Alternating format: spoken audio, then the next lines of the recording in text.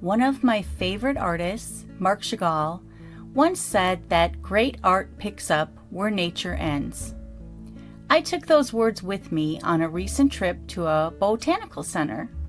While I'm not a gardener myself, I do appreciate flowers and gardens like this. When I see flowers that make me stop in my tracks and get a closer look, for instance, I pay attention. What was it that pulled me in?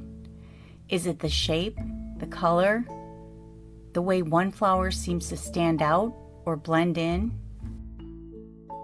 I'm Cherie Burbach, a mixed media artist and writer. In all the creative works I do, I like to create a world outside of this one, where there is only hope and possibility.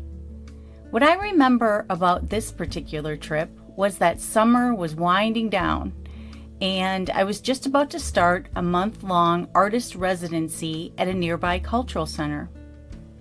I wanted to soak up that summer day and bring the feeling of warmth and abundance with me as I started my residency. One thing I noticed the entire day was that vibrant blue sky. It's no wonder that blue is so often a base for the beginnings of my paintings.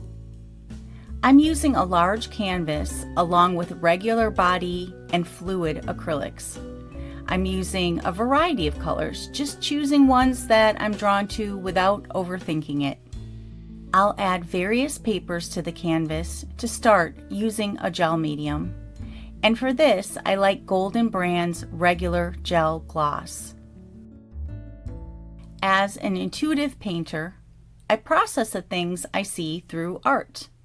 I use a variety of mediums, often acrylics and oil pastels and inks and paper. As I moved into the space for my residency, I set up a 30 by 40 inch canvas that I got from my friend. She was cleaning out some art supplies and gave me a variety of things I could use. I really love when friends show that type of kindness, don't you? I took the spirit of that goodness and used it to start my painting. At the Cultural Center, I am positioned right in front, where I will demonstrate my painting technique, answer questions from people, and generally just talk to people about art. Not a bad gig at all. I love combining words and images in all the creative projects I do, and as I walked around this garden space, I noticed the words that were placed on different structures. I enjoyed seeing what someone specifically chose to highlight as part of this living art space made with flowers. As I entered one alcove, I saw the words, "Talk to stars, bless the seasons, let peace bloom." All of these words were so beautiful and healing, and it added to the feeling of positivity I had there.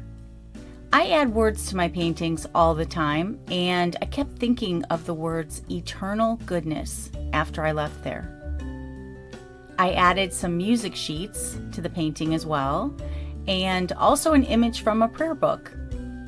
This image reminded me of all those structures that peeked out from the gardens here and there. I stood in that alcove a long time, just taking in the view of the purple flowers below, and I chose to add that lovely color to the painting. When I came upon these vibrant red flowers, I stopped. They really caught my attention in the sunlight that day.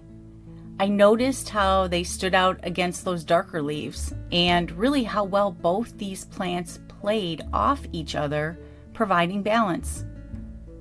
The other vibrant colors seem to support their pairing, and I think of all this as I paint. I trade off between regular body acrylic and fluid acrylic, which provide different depths of color. I have always been drawn to circular images, and seeing these round windows really inspired me. You would walk up to them, and as you approached, they perfectly framed out a special vignette with Things like fountains or garden mazes or just a special collection of flowers that would highlight one color. It was like looking through a large keyhole where you could see a different world. It brought me a sense of comfort, like I was hidden away and protected. These round images stayed with me as I painted. I thought of the contrast between the darker colors and the vibrant shades, and how these rounded shapes provided a sense of completeness. I added dark blue circles to my painting and liked how the color seemed to ground the rest of the colors. I was taken in by the winding paths at the gardens, which seemed to pull you along, and I wanted to convey that feeling in the painting as well. I chose to do this with leaves that continued across the picture, as if there was a gentle wind that guided you along a walkway. Throughout the gardens I walked, I took special notice of the pops of white. They were such a wonderful contrast to the greens and all the collection of colors. To me, they added brightness and a sense of calm to each space. I also thought of the long grasses that swayed in the wind and added some of those elements to my painting as well. What I took back with me as I painted was the thought of how all these colors would come together to create something beautiful. I think about how I felt as I was there, which was peaceful and really like I had stepped into that world of hope and possibility that has become my mantra in life. It was so fun to demonstrate the painting of this piece during my residency, as people would come in and see the progress week by week. When I finished the work, I asked for suggestions on a name for the painting. I got so many great ones, but I settled on the name Eternal Goodness, since those were the words that popped in my head at the Botanical Gardens.